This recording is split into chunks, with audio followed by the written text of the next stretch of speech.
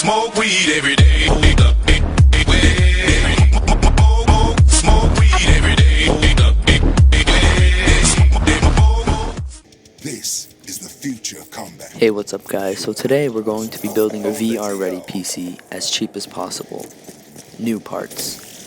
So let's get into for the processor, I went with the Intel Core i5 6400 CPU. This is a quad-core CPU, doesn't have hyper-threading, but it can boost up to 3.3 gigahertz. And it's a Skylake CPU, so you get the newest and greatest.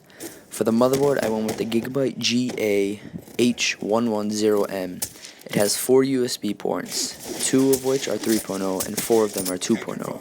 It has 2 DDR4 slots for up to 32 gigs of RAM, which is two single 16 gig DIMMs. And it's a micro ATX form factor, so it's in the middle of mini ITX and ATX. And for the RAM, I went with one 8 gig stick of Crucial Ballistic Sport DDR4 2400 megahertz stick. 8 gigs is good enough for gaming, Photoshop, anything at all. But if you want to be better at Photoshop or video editing, you should get more RAM. And for the storage, I went with a 60 gigabyte SSD from Silicone and a 1 terabyte hard drive. The SSD would be used for your operating system and applications. And the 1 terabyte hard drive would be used for mass storage of games, music, movies, and much more. For the GPU, I went with the RX 480. This is an AMD card that has recently released. The NVIDIA counterpart is the GTX 1060 for $249. And according to PC Part Picker, the 1060 is $10 more than the RX 480. And keep in mind, I'm talking about the 8 gigabyte RX 480. You can probably get the 4 gigabyte version for cheaper. And for the case to hold the system, I went with the Roswell FMB-02 micro ATX case. This case is $25 and it gets the job done. But if you have a higher budget, I'd rather get the Corsair 100R, which is about $50. But in this case, the job is done, no problem.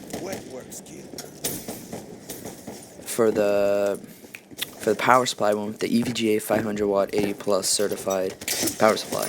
This will power the whole system no problem, but it might not accommodate adding another GPU.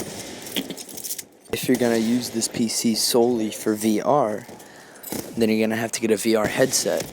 So it's either between the Oculus Rift or the HTC Vive. The HTC Vive is better than the Oculus Rift in every way possible. It has controllers, and it tracks your movement around the room. With the Oculus Rift, it's literally a high-end Samsung Gear VR for your phone. But instead, it's like for your computer. And they're both $800. And I'd ratherly go with the HTC Vive. So if you get the HTC Vive, which is about $800, and then if you get this system for $600, give or take,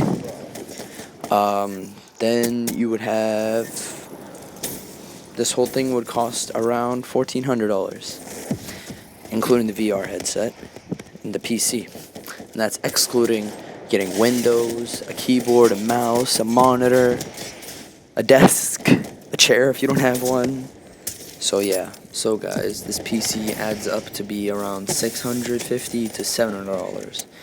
You can get by not buying an SSD or getting a lower gig hard drive, you can save money there. Buy it used. Or I know Micro Center in my area, if you buy a CPU and a motherboard, they give you $30 off of the whole entire purchase, which I think is a pretty great deal.